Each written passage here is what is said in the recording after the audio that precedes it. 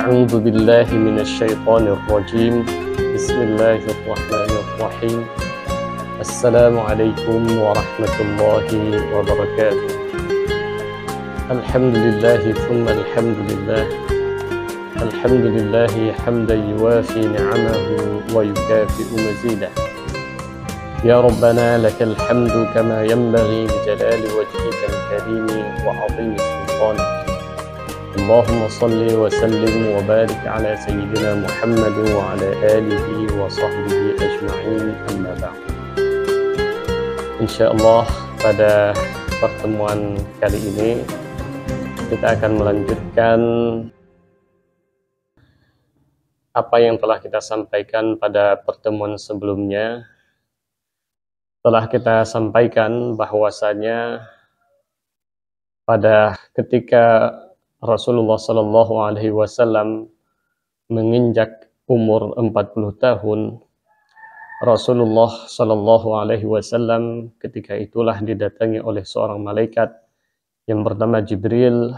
Beliau sampaikan kepada Rasulullah wahyu pertama, yaitu Iqra bismi rabbikal ladzi khalaq khalaqal insana min 'alaq Iqra wa rabbukal akramul ladzi 'allama bil qalam 'allamal insana ma lam ya'lam. Kemudian setelah wahyu pertama turun, maka terjadilah fase vakumnya wahyu, di mana wahyu tidak lagi turun kepada Rasulullah. Setelah wahyu pertama tersebut selama 6 bulan, menurut pendapat yang paling kuat. Setelah periode vakumnya wahyu tersebut, atau 6 bulan setelah wahyu pertama turun, maka malaikat Jibril sekali lagi menampakkan wujudnya kepada Rasulullah Sallallahu Alaihi Wasallam dengan membawa wahyu yang kedua, yaitu ya ayyuhal muddaththir qum fa'anzir wa rabbaka fakabbir wa thiyabaka fatahhir warrujza fahjur. Dari firman Allah Subhanahu wa taala, ya ayyuhal muddaththir, wahai engkau orang yang berselimut, qum fa'anzir, bangun dan sampaikanlah berita peringatan kepada kaummu. Perintah yang ditujukan kepada Nabi tersebut dipahami oleh Rasulullah Sallallahu Alaihi Wasallam sebagai sebuah perintah bahwasanya sudah saatnya Rasulullah Sallallahu Alaihi Wasallam untuk melaksanakan tugasnya sebagai Rasul untuk menyampaikan agama Allah Subhanahu Wa Taala kepada seluruh umat manusia. Maka beranjak dari situ, maka mulailah Rasulullah Sallallahu Alaihi Wasallam melakukan dakwahnya, menyampaikan risalah-risalah langit kepada orang-orang Mekah ketika itu. Namun sebelumnya perlu kita ketahui bahwasanya para ulama setelah mempelajari sejarah kehidupan Rasulullah Sallallahu Alaihi Wasallam, akhirnya mereka berkesimpulan bahwasanya dakwah yang dilakukan oleh Rasulullah Sallallahu Alaihi Wasallam terbagi ke dalam 4 fase. Fase pertama adalah fase dakwah secara diam-diam. Itu Rasulullah Sallallahu Alaihi Wasallam lakukan sejak pertama sekali menerima wahyu di Gua Hira sampai Rasulullah Sallallahu Alaihi Wasallam diperintahkan untuk berdakwah secara terang-terangan, yaitu pada tahun ketiga kerasulan Rasulullah Sallallahu Alaihi Wasallam. Kemudian yang kedua, fase berdakwah secara terang-terangan. Ini dimulai dari tahun ketiga daripada kerasulan Rasulullah Sallallahu Alaihi Wasallam sampai Rasulullah hijrah ke Madinah di tahun ke-13. Namun perlu dicatat bahwasanya pada fase yang kedua ini, meskipun Rasulullah Sallallahu Alaihi Wasallam telah memerintahkan umatnya, meskipun Rasulullah Sallallahu Alaihi Wasallam telah diperintahkan untuk berdakwah secara terang-terangan, namun dakwah terang-terangan Rasulullah pada fase ini hanya dilakukan melalui lisannya saja, tanpa ada peperangan, baik itu ketika ada kekuatan yang ingin menyerang umat Islam, maksudnya peperangan pembelaan, dan tanpa juga peperangan yang dilakukan untuk meluaskan dakwah Islam kepada seluruh umat manusia. Ini berlangsung dari tahun ketiga kerasulan sampai nanti Rasulullah berhijrah ke Madinah, yaitu pada tahun ke-13 kerasulan Rasulullah SAW. Kemudian fase yang ketiga adalah fase berdakwah secara terang-terangan diikuti dengan perang. Namun pada fase ketiga ini, perangnya itu masih dalam konteks membela diri dan mempertahankan kekuatan umat Islam yang ketika itu ada di Madinah. Ini berlangsung sejak Rasulullah berhijrah ke Madinah sampai terciptanya perjanjian Hudaybiyah pada tahun ke-6 Hijriah. Kemudian selanjutnya setelah perjanjian Hudaybiyah terlaksana, yaitu pada tahun ke-6 Hijriah, maka dimulailah fase berdakwah secara terang-terangan dan juga diikuti dengan memerangi pihak-pihak yang tidak ingin membuka diri untuk dakwah Islam. Fase yang keempat inilah yang saat ini berlaku untuk kita dan akan terus berlangsung sampai hari kiamat. Untuk fase yang pertama, fase dakwah secara diam-diam. Ini Rasulullah Shallallahu Alaihi Wasallam dalam melaksanakan dakwahnya secara diam-diam, Rasulullah sampaikan pertama sekali Islam itu kepada orang-orang yang telah dikenal oleh Rasulullah Shallallahu Alaihi Wasallam, terutama adalah anggota keluarganya sendiri, dan juga kepada orang-orang yang dianggap oleh Rasulullah Shallallahu Alaihi Wasallam mereka tidak akan membocorkan kabar Islam itu kepada kafir Quraisy di Mekah ketika itu. Maka kita melihat orang-orang yang pertama masuk Islam, kita akan mendapati mereka adalah keluarga Rasulullah ataupun sahabat-sahabat dekatnya Rasulullah Sallallahu Alaihi Wasallam. Seperti misalnya Khadijah bintu Khuwailid. Beliau adalah orang yang pertama masuk Islam. Beliau adalah istrinya Rasulullah Sallallahu Alaihi Wasallam. Kemudian Ali bin Abi Thalib, anak pamannya Rasulullah Sallallahu Alaihi Wasallam. Kemudian Zaid bin Harithah, anak angkatnya Rasulullah Sallallahu Alaihi Wasallam. Kemudian Abu Bakar As-Siddiq, Abu Bakar bin Abi Quhafah, beliau adalah teman lamanya Rasulullah Sallallahu Alaihi Wasallam.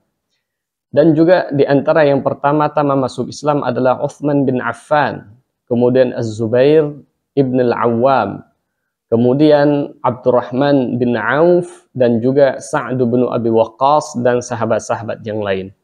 Di mana 4 nama terakhir dimulai dari Uthman bin Affan, mereka memang tidak dekat dengan Rasulullah, tapi punya kedekatan dengan Abu Bakar radhiyallahu anhu. Abu Bakarlah, melalui tangan Abu Bakarlah mereka masuk Islam. Hadirin yang dirahmati oleh Allah Subhanahu wa taala, bagaimana kondisi para sahabat Rasulullah pada fase dakwah secara diam-diam ini? Rasulullah dan para sahabat melaksanakan ibadah Islam, melakukan praktek-praktek ibadah itu secara diam-diam.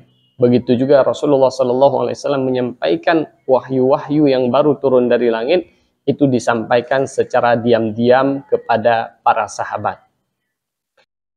Apabila Rasulullah SAW atau salah satu dari para sahabatnya ingin melaksanakan ibadah, maka mereka akan melakukannya secara sembunyi-sembunyi dengan mencari tempat yang kira-kira tidak diintai oleh mata-mata, tidak dilihat oleh orang-orang kafir Quraisy. Misalnya, mereka akan mencari lembah-lembah yang ada di balik pegunungan Mekah. Hadirin yang dirahmati oleh Allah Subhanahu wa taala, demikianlah kondisi Rasulullah Shallallahu Alaihi Wasallam dan para sahabat ketika itu. Hingga ketika para sahabat sudah berjumlah sedikit lebih banyak, yaitu ketika mereka berjumlah sekitar 30-an orang, maka ketika itu langkah penting yang perlu dicatat, Rasulullah Shallallahu Alaihi Wasallam memilih rumah salah satu sahabat yang mulia, yaitu Al-Arqam ibn Al-Arqam.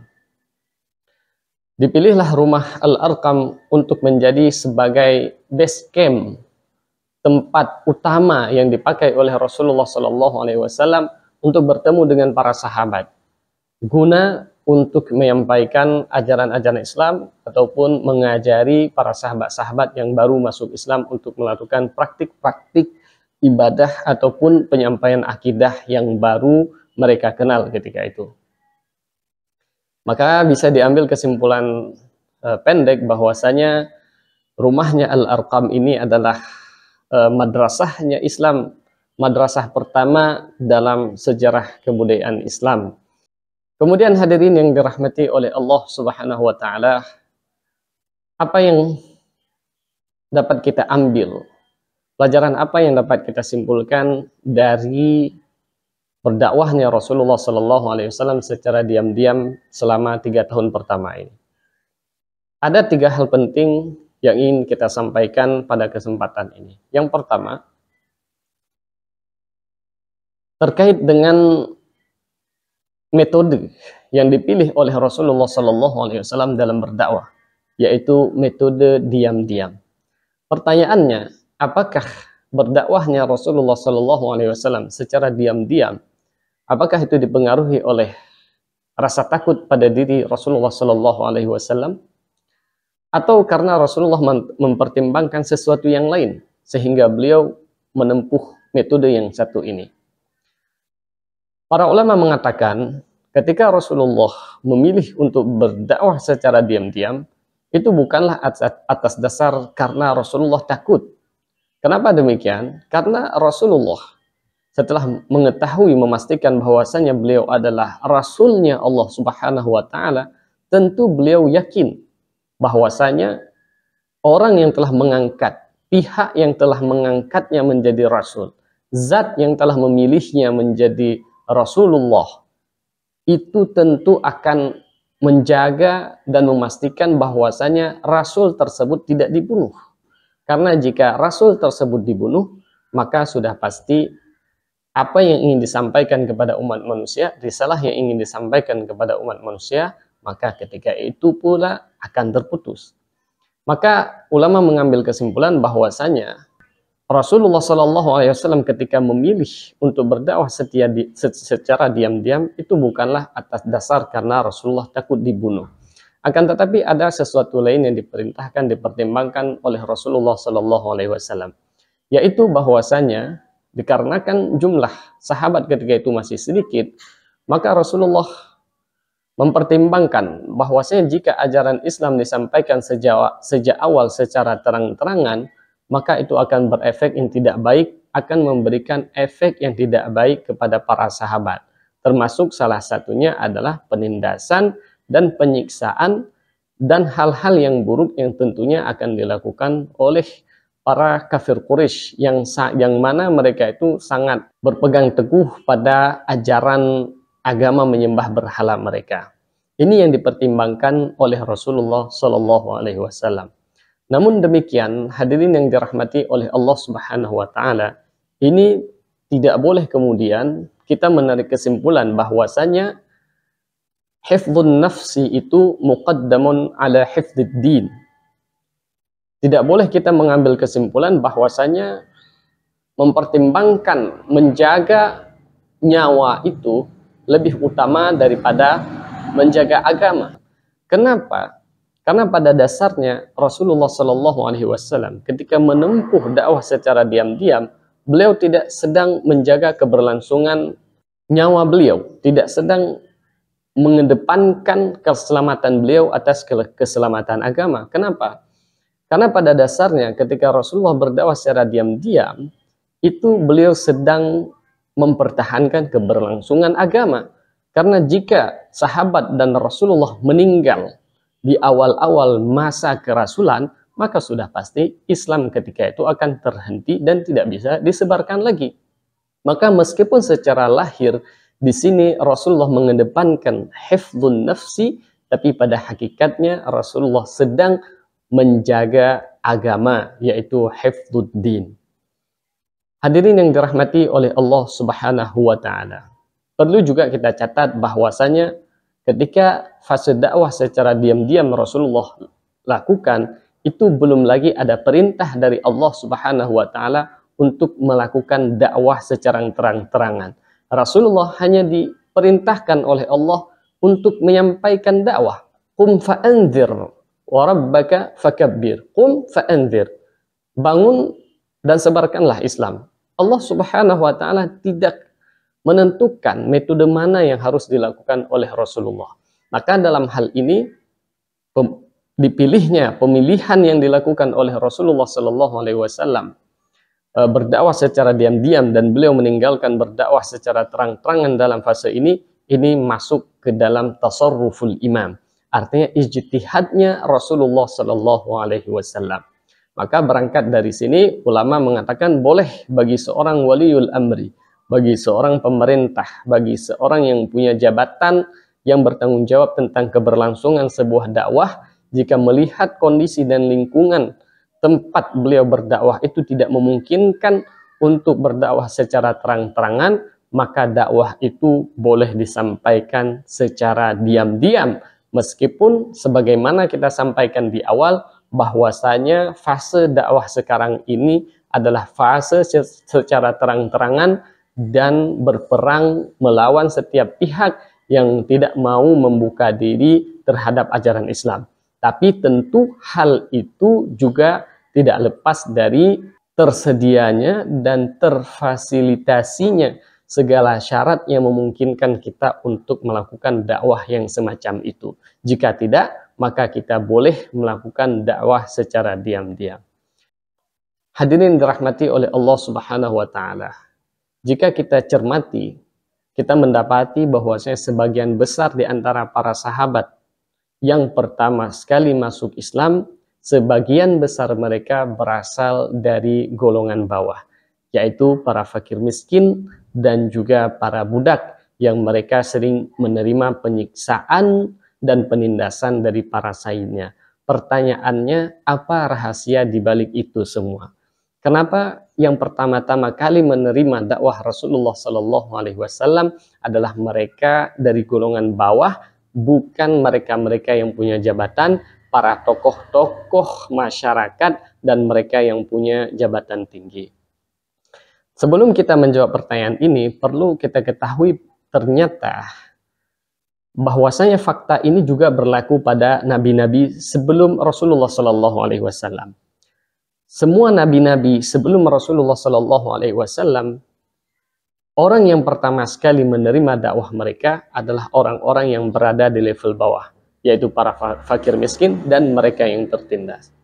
Jawaban daripada fakta tersebut adalah ada pada sesuatu yang ditimbulkan dari seseorang ketika memiliki harta yang lebih, jabatan yang tinggi, dan kekuasaan ataupun kepemimpinan yang kuat ada di tangan dia. Itu disebut dengan sebuah hal yang lahir dari itu semua yang kita kenal kemudian dengan nama at-takabbur.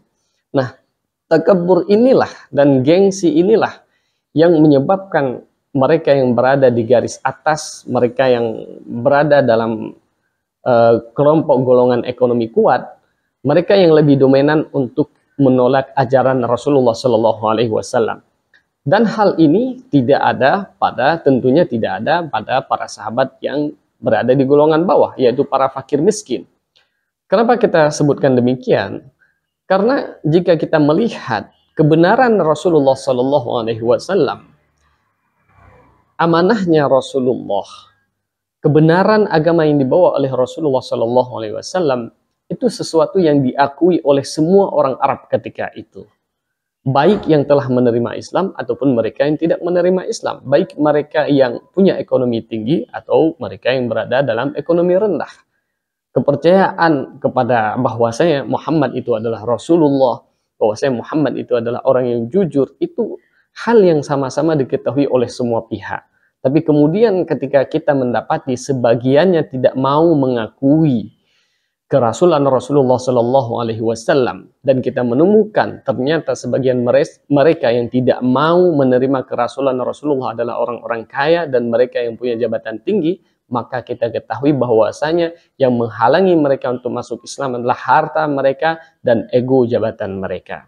Hadirin yang dirahmati oleh Allah Subhanahu wa taala, kemudian yang terakhir dan ketiga, ketika kita mengetahui bahwasanya orang-orang yang pertama sekali masuk Islam adalah mereka yang berada di golongan bawah, para fakir miskin, mereka yang selalu hidup tertindas, bukan orang-orang kaya, bukan pemuka-pemuka Quraisy. Ini lagi-lagi menjadi dalil bagi kita bahwasanya Islam ini bukanlah budaya Arab. Islam ini bukanlah hasil usaha Muhammad SAW untuk mempopulerkan agama, untuk mempopulerkan budaya Arab. Karena jika benar Islam itu adalah budaya Arab, maka tentu orang-orang yang pertama sekali akan mendukung Muhammad SAW adalah para pemuka Quraisy, para orang-orang yang punya jabatan tinggi, mereka orang-orang kaya Arab. Kenapa? Karena toh Rasulullah memperjuangkan budaya mereka, bukan budaya selain daripada Arab. Tentu dukungan yang pertama kali akan datang itu adalah berasal dari mereka-mereka yang punya jabatan tinggi atau pemuka-pemuka Quraisy. Tapi faktanya tidak demikian. Justru penolakan itu datang dari mereka. Maka di sini lagi-lagi menjadi bukti, satu lagi bukti bahwasanya Islam itu murni turun dari langit, bukan agama, bukan budayanya orang Arab. Maka oleh karena Islam itu adalah agama yang turun dari langit, bukan budayanya orang Arab, maka seluruh ajaran yang datang kepada kita, kita harus meyakini bahwasanya itu benar-benar turun dari langit dan tidak boleh kita sesuaikan dengan budaya yang kemudian Islam sampai ke tempat itu. Karena belakangan ini, dan saya rasa ini adalah salah satu yang disebabkan oleh salah mengambil kesimpulan, atau berangkat dari kesimpulan tadi bahwasanya Islam itu adalah budayanya orang Arab. Ada kondisi di mana sebagian saudara-saudara kita hari ini yang ingin mengamalkan Islam akan tetapi tidak mau mengambil seutuhnya, hanya mengambil perkara-perkara utamanya saja, sedangkan tentang praktek bagaimana melaksanakan Islam itu dilaksanakan sesuai dengan keinginannya sendiri, sesuai dengan budaya yang ada di tempat tersebut. Maka menurut hemat kami, di sini kita mendeteksi bahwasanya orang yang punya pemikiran seperti ini menganggap bahwa Islam itu adalah budaya Arab. Oleh karena Islam itu budaya Arab, maka ketika Islam ini kita pindahkan ke tempat lain, maka kita boleh-boleh saja mengubah sedikit ajaran Islam itu, khususnya yang berhubungan dengan budaya-budaya tersebut yang mereka klaim itu adalah budaya Arab, maka dengan mudah dan boleh bagi kita untuk mengubahnya sesuai dengan budaya yang ada di tempat kita. Misalnya, budaya yang menurut kita anggap itu adalah ajaran di mana Islam mewajibkan harta warisan itu dibagikan lebih banyak kepada anak laki-laki ketimbang daripada anak perempuan. Nah, apabila kita anggap ini adalah ajaran yang turun dari langit, maka kemanapun Islam ini kita bawa, maka hukum ini harus kita praktikkan. Tapi coba lihat, mereka yang menganggap bahwasanya Islam itu adalah budaya Arab, meskipun ini tidak diucapkan, mereka akan ketika melihat hukum seperti ini, mereka akan mengatakan begini, ini adalah bagian dari budaya. Maka oleh karena itu, karena kita ingin mempraktekkan Islam dalam lingkungan kita, maka kita lihat kearifan dan budaya yang ada di daerah kita. Apabila tidak sesuai, maka kita ubah budaya tersebut, kita ubah ajaran tersebut, karena kita punya budaya dan ajaran sendiri. Kemudian lain halnya tentang menutup aurat, tentang ajaran bahwasanya Islam mengkategorikan rambut perempuan itu sebagai aurat.